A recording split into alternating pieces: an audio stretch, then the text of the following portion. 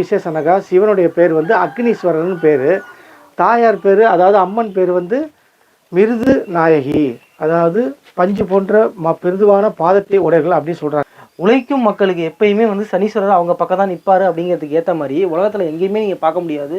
ஏற்கலப்பையோடு இருக்கிறது இங்கே இந்த கோயிலில் மட்டும்தான். திருக்கொள்ளிக்காடில் மட்டும் பொங்கு சனீஸ்வரராக ஏற்கலப்பையோட காட்சி தருது இந்த கோயிலில் மட்டும்தான். சனீஸ்வரன் கோயில். அப்போ அது என்னது? குச்சனூரில் வந்து சுயம்புவாக தோன்றாப்புல, இங்கே வந்து வரம் வாங்குறாப்புல. சுயம்புவாக தோன்றதான் குச்சனூர். தேனி பக்கத்தில் இருக்குது பார்த்தீங்களா குச்சனூர். அதுவும் மிகப்பெரிய ஒரு 15 ஆண்டு முன்னாடி கனவு வந்துச்சு. முருகர் டக்குன்னு போக சொல்கிறார் இந்த கோயிலுக்கு, போய் பதிவு பண்ணுன்னு சொன்னார். அதான் எங்கள் தமிழ் கடவுள் சேனலுக்கு எங்களுக்கு எல்லாமே தெரியப்பட்டது எங்கள் முருகர் தான். முருகர் தான்.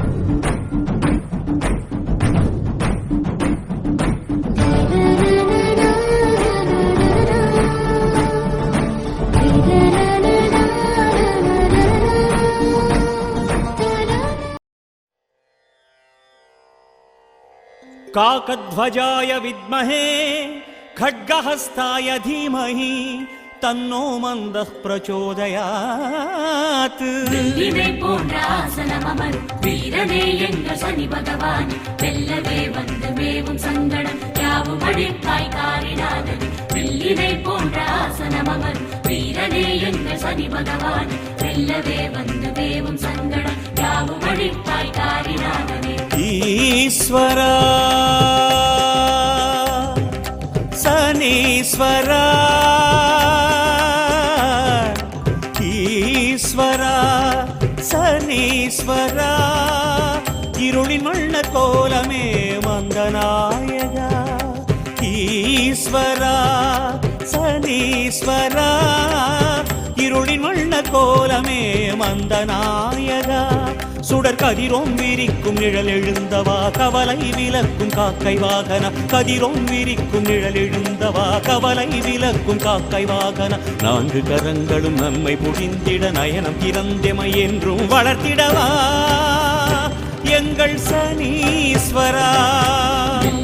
போன்ற ஆசனம் அமர் வீரனே எங்கள் சனி பகவான், வெல்லவே வந்து மேவும் சங்கடம் யாவும் அழிப்பாய் காரிநாதன். வெள்ளினை போன்ற ஆசனம் அமர் வீரனே எங்கள் சனி பகவான், வெல்லவே வந்து மேவும் சங்கடம் யாவும் அழிப்பாய் காரிநாதனே. ஈஸ்வரா சனீஸ்வரா இருளின் வண்ண கோலமே மந்தநாயகா.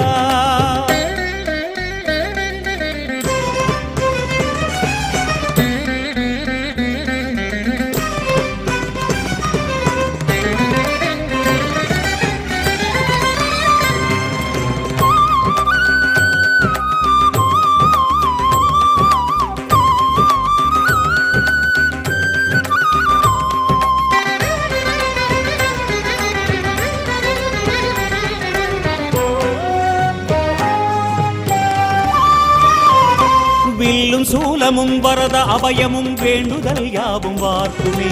பல்விதங்களாய் ஆயுள் வாழும் உன் பரிவு எங்களை காக்குமே. வில்லும் சூலமும் வரத அபயமும் வேண்டுதல் யாவும் வார்க்குமே. பல்விதங்களாய் ஆயுள் வாழும் உன் பரிவு எங்களை வணக்கம்.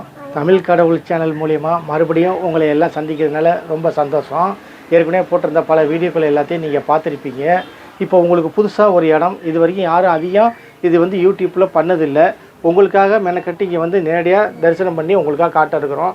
அது என்னன்னாக்கா மன்னார்குடிங்கிற ஊர், அதாவது கும்பகோணத்துக்கு பக்கத்தில் 40 கிலோமீட்டரில் மன்னார்குடின்னு ஒரு ஊர் இருக்குது.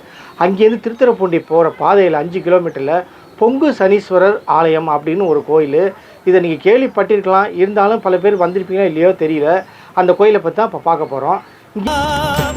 எங்கள் சனீஸ்வரா சனி பகவான், வெல்லவே வந்து மேவும் சங்கடம் யாவும் அழிப்பாய் காரிநாதன். வெள்ளினை போன்ற ஆசனம் அமர் வீரனே எங்கள் சனி பகவான், வெல்லவே வந்து மேவும் சங்கடம் யாவும் அழிப்பாய் காரிநாதனே. ஈஸ்வரா சனீஸ்வரா. வணக்கம். தமிழ் கடவுள் சேனலுக்காக ரமேஷ் பேசுகிறேன். இவர் கிருஷ்ணமூர்த்தி, உங்களுக்கு ஏற்கனவே அறிமுகமானவர் தான். இப்போ நாங்கள் வந்திருக்கிறது உங்களுக்கு ஒரு புதுமையான ஒரு அதிசயமான ஒரு இடத்துக்கு வந்திருக்கிறோம். அதாவது கும்பகோணத்துக்கு பக்கத்தில் ராஜ மன்னார்குடின்னு ஒரு ஊர் இருக்குது. அந்த ராஜ மன்னார்குடியிலேருந்து திருத்துறைப்பூண்டி போகிற பாதையில் 5 கிலோமீட்டரில் பொங்கு சனீஸ்வரர் அப்படின்னு ஒரு ஆலயம் இங்கே இருக்குங்க. சனீஸ்வரன் கோயிலுக்கு இந்த கோயில் ரொம்ப ஃபேமஸ் வாய்ந்தது. பல பேருக்கு தெரிஞ்சிருக்கலாம், தெரியாதவங்களுக்காக தான் இப்போ இந்த வீடியோ போட்டிருக்கிறோம். இந்த பொங்கு சனீஸ்வரர் கோயிலில் சிவனுக்கு வந்து நிறைய பேர் வந்து கும்பிட்டுட்டு போகிறாங்க. இதில் என்ன விசேஷம்னாக்கா, சிவனுடைய பேர் வந்து அக்னீஸ்வரர்னு பேர், தாயார் பேர் அதாவது அம்மன் பேர் வந்து மிருது நாயகி, அதாவது பஞ்சு போன்ற மிருதுவான பாதத்தை உடையர்கள் அப்படின்னு சொல்கிறாங்க. அதாவது நீங்கள் ஒரு பழமொழி கேள்விப்பட்டிருக்கீங்க, பஞ்சு நெருப்பும் பக்கத்தில் இருக்குது அப்படின்னு சொல்லி ஒரு பழமொழி கேள்விப்பட்டிருக்கீங்க. அது இந்த இடத்துக்கு பொருத்தமாக இருக்கும். எப்படின்னு கேட்டிங்கனாக்கா, சிவன் வந்து அக்னீஸ்வரர், அதாவது நெருப்பை போன்ற சக்தி வாய்ந்தவர், தீபத்தை போன்றவர். ஆனால் அதே ஆப்போசிட்டாக பார்த்தீங்கன்னாக்கா அம்மனுக்கு வந்து மிருது பாத நாயகி, அதாவது பஞ்சு போன்ற பாத்திரம்னால பஞ்சு நெருப்பும் பக்கத்தில் இருக்குன்னு இதைத்தான் அப்போ சொல்லியிருக்காங்க. இந்த கோயிலை பற்றி மேலும் சில வரலாறுகளை இப்போ இவர் சொல்லுவார். இந்த ஊர் பார்த்தீங்கன்னா திருக்கொள்ளிக்காடு பொங்கு சனீஸ்வரர் கோயில். இந்த பொங்கு சனீஸ்வரர் கோயில் எப்படி வந்துச்சு அப்படி தலைவரலாறு பார்த்தோம்னா, முதல்ல நம்ம சூரிய பகவானை பற்றி நம்ம தெரிஞ்சுக்கலாம். சூரிய பகவான் வந்து இங்கே தவம் பண்ணி நம்மளோட ஒய்ஃப் பார்த்தீங்கன்னா சாயாதேவி, உஷாதேவி 2 பேருமே அவரோட வெப்பத்தை தாங்க முடியாமல் ரொம்ப கஷ்டப்படுறாங்க. அப்போ சூரிய பகவான் வந்து இங்கே உள்ள அக்னீஸ்வரரை வேண்டாப்புல. வேண்டின பிறகு அவருக்கு வந்து சூரிய பகவானுக்கு யமதர்மர் பிறகுறாப்புல.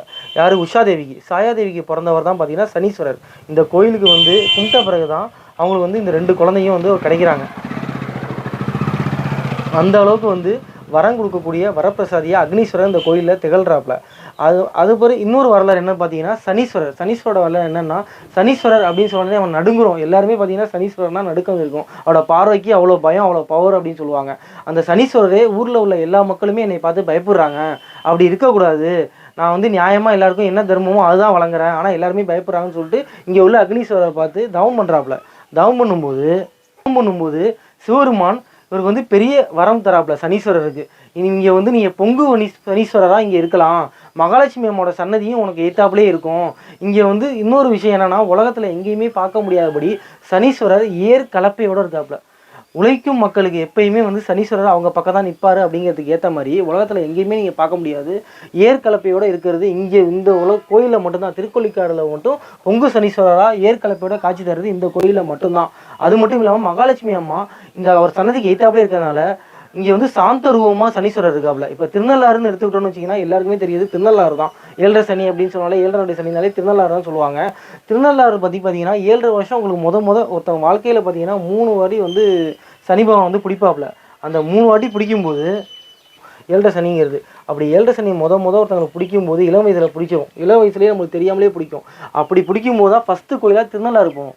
2வது வாட்டி ஒரு வாட்டி வாழ்க்கையில் பிடிக்கும். அப்படி பிடிக்கும்போது இந்த பொங்கு சனீஸ்வரர் கோயிலுக்கு வந்து வழிபட்டோம்னா மிகப்பெரிய வரப்பிரசாதியாக அவர் அருளை வந்து வாரி வழங்குவாப்புல. அடுத்து வந்து 3வது வாட்டி மங்கு சனின்னு சொல்லி பிடிப்பாப்புல. அப்படி 3 தடவை அவன் வாழ்க்கையில் வந்து மாறி நீங்கள் திருநள்ளாறுன்னு சொன்னப்போ தான் எனக்கு ஒரு விஷயம் தோணுது. அப்போ குச்சனூர்னு சொல்கிறாங்களே ஒரு சனீஸ்வரன் கோயில், அப்போ அது என்னது? குச்சனூரில் வந்து சுயம்புவாக தோன்றாப்புல. இங்கே வந்து வரம் வாங்குறாப்புல.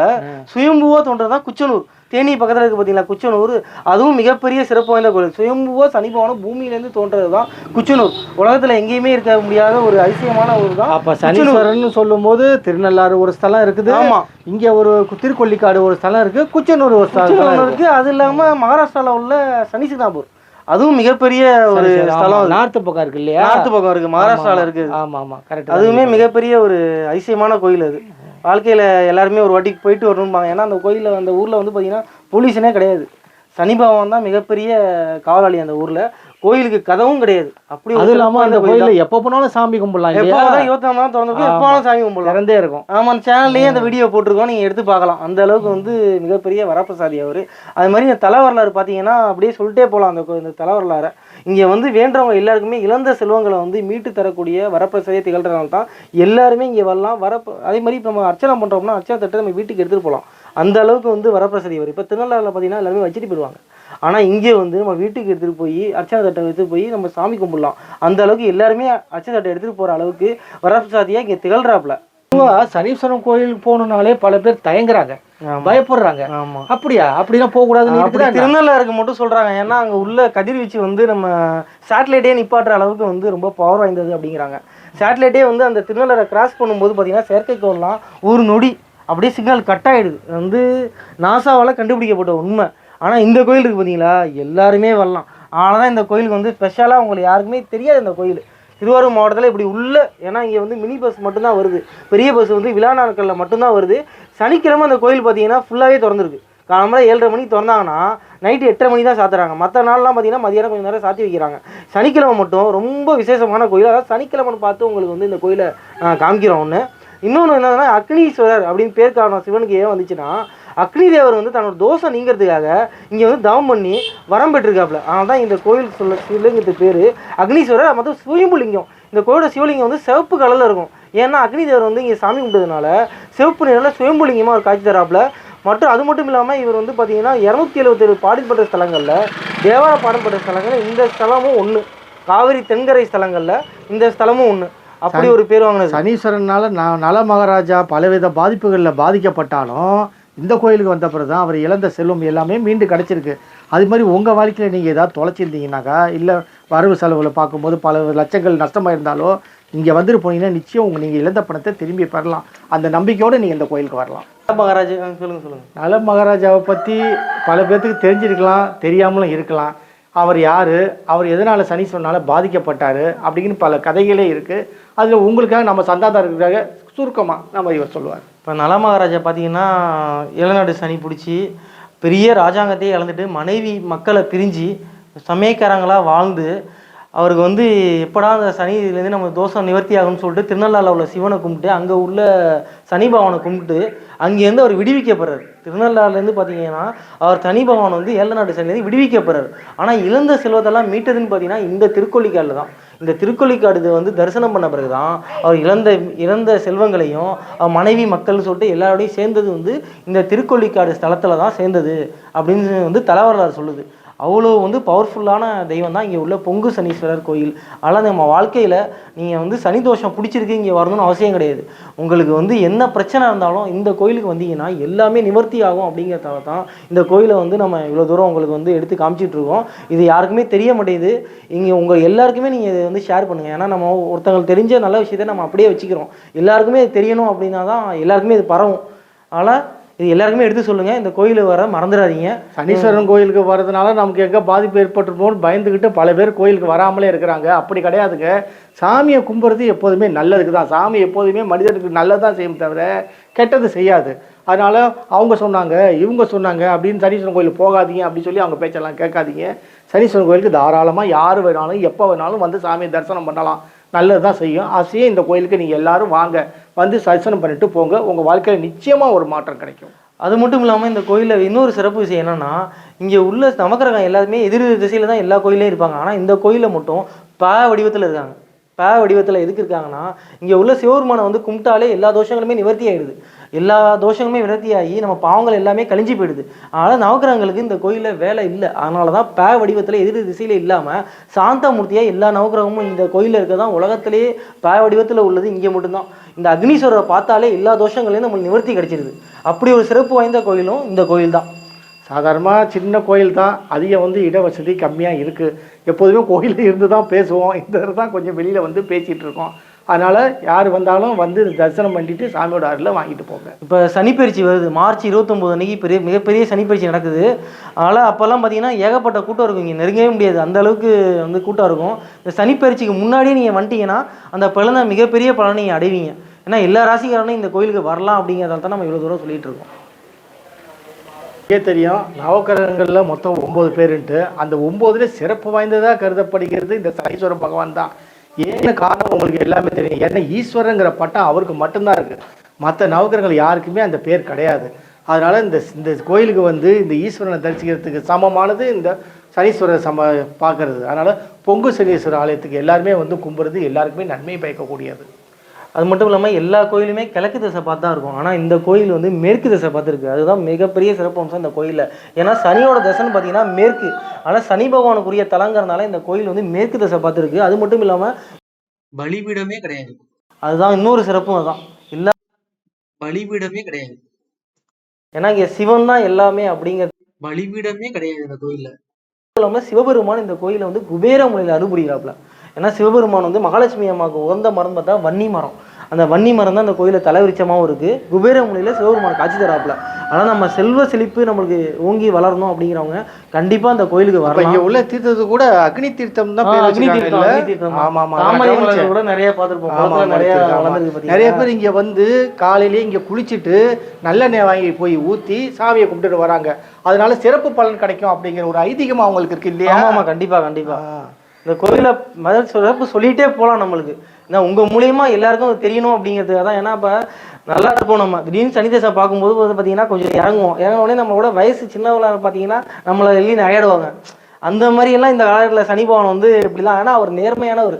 அந்த காலகட்டத்தில் நம்ம பொறுமையாக மட்டும்தான் இருக்கணும். யாரையுமே வந்து நம்ம கோவப்படக்கூடாது. பொறுமையாக இருந்து சனி பகவானையும் சிவபெருமானையும் கும்பிட்டு இந்த கோயிலுக்கு வந்து பார்த்தோம்னா அவங்கள தாண்டி நம்ம வாழலாம். அந்த வாழ்க்கையை வந்து ஏன்னா சனி கொடுத்தார் எவர் தடுப்பார்?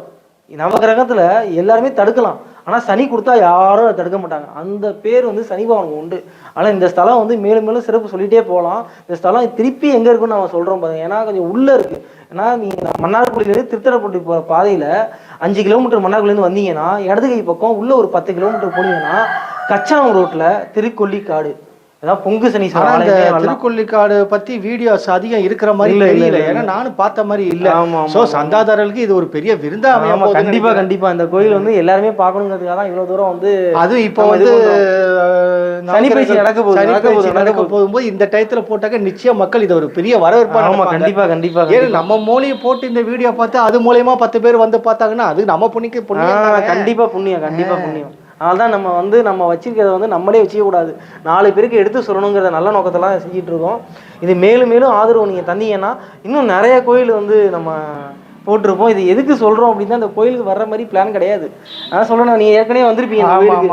ஆமாம், திடீர்னு ஒரு 15 நாள் முன்னாடி கனவு வந்துச்சு. முருகர் டக்குன்னு போக சொல்கிறார் இந்த கோயிலுக்கு, போய் பதிவு பண்ணுன்னு சொன்னார். அதான் எங்கள் தமிழ் கடவுள் சேனலுக்கு எங்களுக்கு எல்லாமே தெரியப்பட்டது எங்கள் முருகர் தான். அவர் சொன்னதுனால நாங்கள் அடுத்தடுத்து என்னென்ன கோயிலோ அவர் என்ன சொன்னாரோ அந்த கோயிலுக்கு வந்துடுறது. வந்து பதிவு பண்ணுன்னு சொல்லியிருக்காரு அந்த கோயில். அதனால தான் பதிவு பண்ணிடுவோம். இந்த பதிவு பண்ணு இந்த கோயிலுக்கு 15 நாள் முன்னாடி கனவுல வந்தார். நேராக அந்த கோயிலுக்கு வந்தாச்சு. இதை நாங்கள் பதிவு பண்ணி பார்க்கக்கூடாது, நீங்கள் எல்லாரும் எண்ணத்தை தான் நாங்கள் காசு பணம் பார்க்காம வந்து இதை எடுத்து போட்டுருக்கோம். எங்களுக்கு காசு பணம் முக்கியம் இல்லைங்க, உங்களுடைய ஆதரவு மட்டும்தான் எங்களுக்கு முக்கியம். உங்கள் மூலிமா இது எல்லாருக்கும் பல பேருக்கு போய் ஷேர் பண்ணணும்னு நாங்கள் விருப்பப்படுறோம். இதை நீங்கள் பார்க்கறதோட நிறுத்தாமல் எல்லாருக்கும் இதை சப்ஸ்கிரைப் பண்ணி விடுங்க, ஷேர் பண்ணி விடுங்க.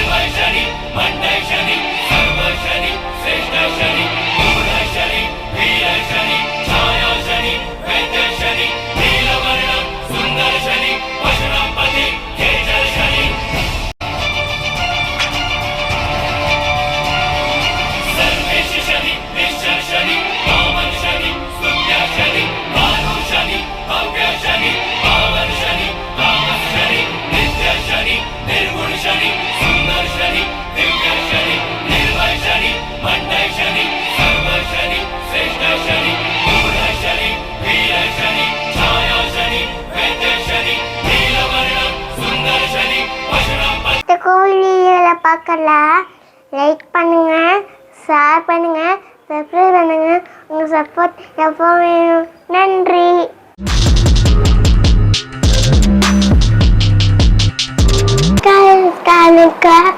லைக் பண்ணுங்க, ஷேர் பண்ணுங்க, சப்ஸ்கிரைப் பண்ணுங்க.